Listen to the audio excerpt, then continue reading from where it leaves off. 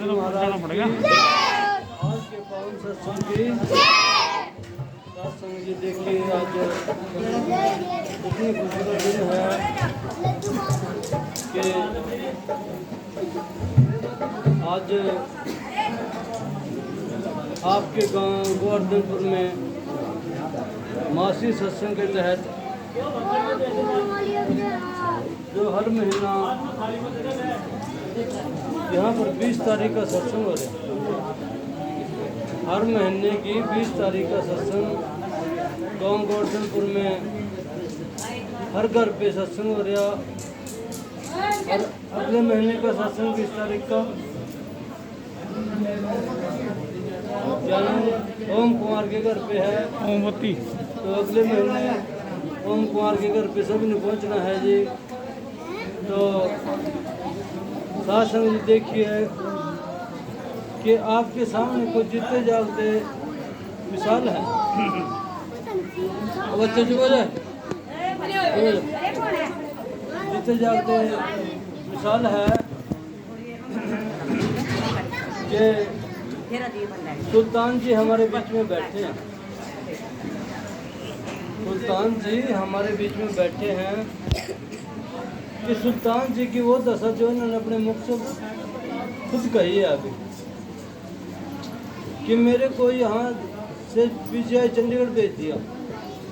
रोग ने इतना घेर लिया कि मेरे को पीजीआई चंडीगढ़ के अंदर जाना पड़ा। जब वहाँ डॉक्टर ने घोषित कर दिया कि आप टेस्ट कराएं और 1 लाख रुपए का खर्चा है, तो उस समय पर सुल्तान जी ने कहा कि महाराज, हे गुरु रविदास जी महाराज, मेरे पास कोई पैसा नहीं है, मेरे पास तो 5-4 हज़ार रुपया पड़ा ये, और इतना तो मैं कर सकूं।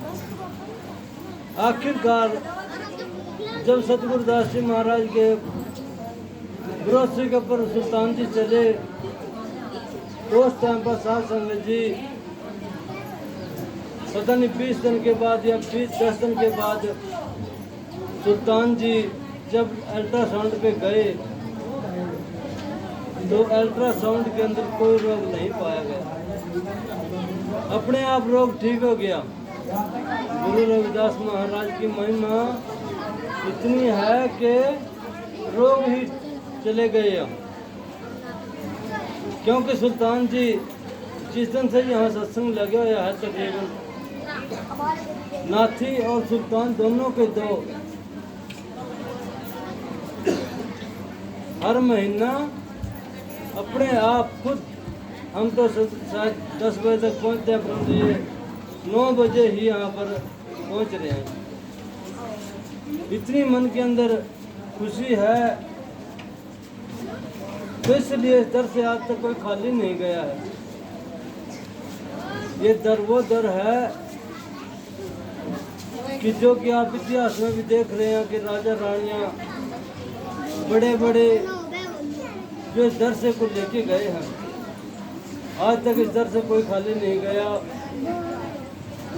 तो इसलिए गुरु की महिमा का बखान किया गया है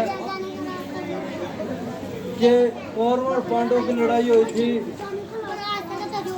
और पांडव जब जीत गए थे तो उस समय पर जीतने के बाद वो कहने लगे कृष्ण जी से, गए महाराज हमारे हाथ से पाप हो गया, कोई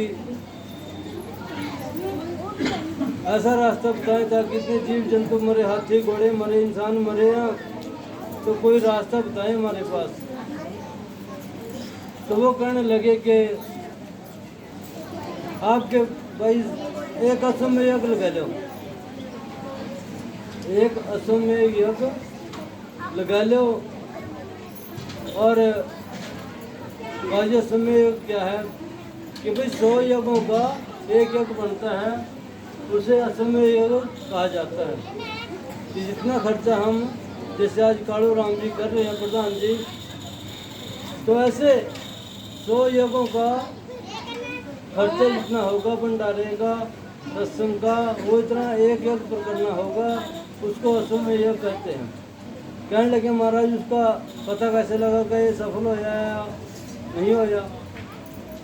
तो कृष्ण जी कहने लगे कि आसमान से घंटे की आवाज़ आ जाएगी जब आपका ये अश्वमेध लग जाएगा तो आसमान से आवाज़ आ जाएगी। तो कहने लगे ठीक है जी। तो तुरंत उन्होंने तैयारी कर दी और एकदम अश्वमेध के अगले दिन ही तैयार कर दिया गया। राज संगत जी लंगर हो गया, हवन हो गया, सब कुछ हो गया, परंतु आवाज नहीं आई। आवाज नहीं आई। कहने लगे कृष्ण जी थे महाराज आवाज नहीं आई है, इतना खर्चा भी कर दिया है, अश्वमेध यज्ञ भी कह दिया है। कहने लगे जी कोई महापुरुष को भोजन करा दो, यहाँ पर किसी महापुरुष को भोजन करा दो। तो पूछा कि कौन है भाई? कहने लगे जी यहाँ सपुच नाम का ऋषि है। क्या नाम का? सपुच, जो शूद्र जाति से थे। सपुच हमारे समाज के अंदर बहुत बड़े बड़े ऋषि महात्मा हुए हैं, परंतु पिछली हमारी याद रही है। इतिहास पढ़ के देखो तो कितने हमारे महापुरुष पैदा हुए हैं।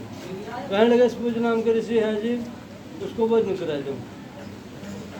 तो अर्जुन कहने लगा ठीक है जी, मैं बुला के ले रहा हूँ। चले गए जी सपुच जी के पास, हाथ जोड़कर बेनती करी महाराज मैं पांडवों में से हूँ, हमारे पास से बहुत जीवत होगी और आप चले भोजन करें, हमारा ये अश्वमेध यज्ञ सफल हो जाएगा। कहने लगे भाई चले जाऊंगा मैं, मेरे को 101 अश्वमेध यज्ञ का फल दे दो और मैं चलने को तैयार हो जाऊंगा। 101 अश्वमेध यज्ञ का फल मेरे को दे दो और मैं चलने को तैयार हूँ। अब अर्जुन कहा महाराज हमारे पास एक ही नहीं बने तक सफल ही नहीं होया है, हम 101 का फल कहाँ से दें आपको? कि फिर वो इतना नहीं जाता हूँ। वापिस चला गया अर्जुन। उसका दूसरा भाई नकुल आया, उसको भी यही कहा। आखिर में जा कर के भीम को अपने घमंड था अपनी जवानी के ऊपर, भीम कहने लगे मैं लेऊंगा बुलाकर उसने, और नहीं वो आओगा मैं जबरदस्ती ठेका लेऊंगा, वो नहीं आओगा ना जबरदस्ती लेऊंगा ठेका। तो अच्छा गया जी। कहने लगे महाराज मैं भीम हूँ, पांडवों में से हमारे हाथ से पाप हो गया, जीवत त्याग हो गया, बहुत जीव मर गए, आप हमारे अश्वमेध यज्ञ में चले भोजन कर लें। और उस समय उस ऋषि जी को पता था कि भीम आएगा। वो लेकर लोटे में पानी, उस टाइम कच्चे कटनों वहाँ से पानी में अपना नहाने लग गया। कहने लगे भाई भीम है? कहा जी हाँ। अच्छा भाई अंदर मेरी वो रखी सोटी, वो उठा लिया और मैं चलने को तैयार हूँ। मैं इतना पानी गिर दूँ बसता है, इतना बड़ा सोटी ठहला उसमें चलूँ।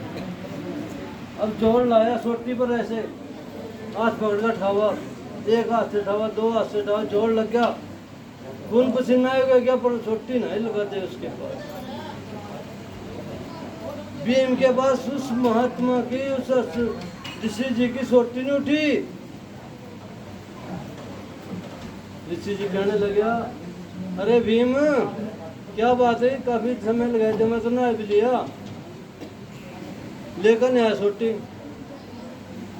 आ गया जी, पसीना पून जा रहा। क्या बात है, छोटी नहीं उठा? अरे तू तो कहा था मैं जब से ठहलूंगा, तेरे बाद मेरी छोटी नहीं उठी है, क्या ठावा था मेरे को? चल भाग जाए यहाँ से, जिड़ दिया उसने उसको। आगे क्या हुआ? द्रौपदी थी, द्रौपदी कहने लगी मैं लेके आऊंगी, संत जी को मैं बुला के लाऊंगी। चली गई, कहने लगी महाराज मैं द्रौपदी हूँ।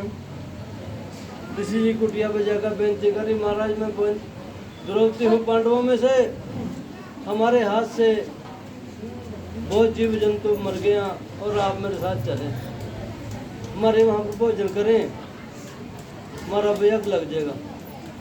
कहने लगे देवी मैं चलने को तैयार हूँ, मेरे को 101 अश्वमेध यज्ञ का फल दे दो और मैं चलने को तैयार हूँ। कहने लगे महाराज द्रौपदी कह रही कि महाराज ये सुनने में आया है कि गुरु मिलन को चलिए और तज माया अभिमान, जो जो पग आगे धरे कोटि यज्ञ समान, कि करोड़ों करोड़ों यज्ञों के समान एक एक पग का फल है। बस वहां से लेकर कर यहाँ तक के मेरे पाँव गिन लो और गिन करके अपने 101 आंसू में एक का फल काट करके बाकी मेरी झोली में पै दो, जितने मेरे फल बच रहे यहाँ, और उसके बाद मेरे साथ चलने को तैयार हो जाएं। आखिरकार संत ने फिर वहाँ से उसकी बेनती पर चलना पड़ा। भोजन करया, अब वो 36 प्रकार का भोजन करने के लिए कहने लगे महाराज 36 प्रकार का भोजन है, क्या क्या ले पहले कौन कौन सा ले? कहा भाई इतना सब पहले हो सारे मते, मैं तो इतना है भोजन करना है, बस इतना है पहले हो सारे मते। अब सारे भोजन मत इतना भोजन जब ले गए, द्रौपदी क्या कह रही? द्रौपदी के बोल क्या कह रहे? ये तो वही चमार का चमार निकला जिन्हें खाने का भी नहीं पता। ये तो वही चमार का चमार निकला जिसने खाने का भी नहीं पता है। ये सारा हमने खट्टा मीठा खारा नमकीन पता नहीं क्या क्या बनाया ना, सारा एक ही में बैकर अपना लग गया खान। ऋषि जी पहुंचे थे तो आवाज नहीं आई, आवाज फिर भी नहीं आई आसमान से। फिर अर्जुन कहने लगे महाराज आवाज नहीं आई। कहने लगे भाई थारे छह के मन में फर्क है, कोई सी के मन में फर्क देख लो, आपके मन में फर्क है कुछ? कहा ना महाराज हमारे घर मन में कोई फर्क नहीं। द्रौपदी खड़ी अगर मैं है थोड़ी शंका, मेरे मुंह से बोला गया कि हमने इतना भोजन बनाया और इन्हें सारा इकट्ठी करके एक जगह खा दिया। ये बस इतनी कहा गया कि ये तो वही तुम्हार का तुम्हार निकला जिन्हें खाने का भी नहीं पता है। कहा फिर चलो सारे ऋषि जी के चरणों में गिरो। सारे गए पंचों और छठी द्रौपदी का चरणों में जैसे गिरे, एकदम आवाज आसमान से। महाराज की ये वो ज्योति है। सात संगत जी 5 मिनट का समय एक्स्ट्रा लूँगा। 70 साल देश को आजाद हुए कोई, मैं गलती माफ पहले ही कर रहा हूँ, महाराज से बेनती करूँगा महाराज मेरी गलती माफ करें। जो मिशन जो है सत्संग हमारा चलता जा रहा और मेरी टाइम की मजबूरी होती जा रही, मेरे टाइम की मजबूरी होती जा रही, मेरी गलती माफ कर दी। क्योंकि मैं मजबूर हूँ न, जो तैयार हो गया कि 70 सालों के देश को आजाद हुए को मेरे समाज की जमीन दबी पड़ी, मैंने यमुनानगर हरियाणा से वो कदम उठा दिया और 25,000 एकड़ जमीन की मैंने पर्दा निकाल करके सरकार को सूचना दे दिया। अब उसको दिलाने के लिए मेरी बस यही गुरु महाराज से बेनती है कि टाइम की मजबूरी मेरे जो टाइम तो मैं निकालूंगा 20 तारीख का ही, एक दिन का टाइम तो मैं कोशिश करूंगा निकालने का, परंतु बस बेनती मेरी स्वीकार करिए कि महाराज जितना समय आपने मेरा बढ़ा दिया वो आगे देना मुश्किल होता जा रहा है मेरे लिए। इस मेरे को उम्मीद है कि शायद इस साल में टाइम देना मुश्किल हो जाए, ज़्यादा समय नहीं लगेगा इसमें। तो बस सभी आरती करें। बोलो गुरुदास जी महाराज की, शिरोमणि रविदास जी महाराज की। चलो आरती करो।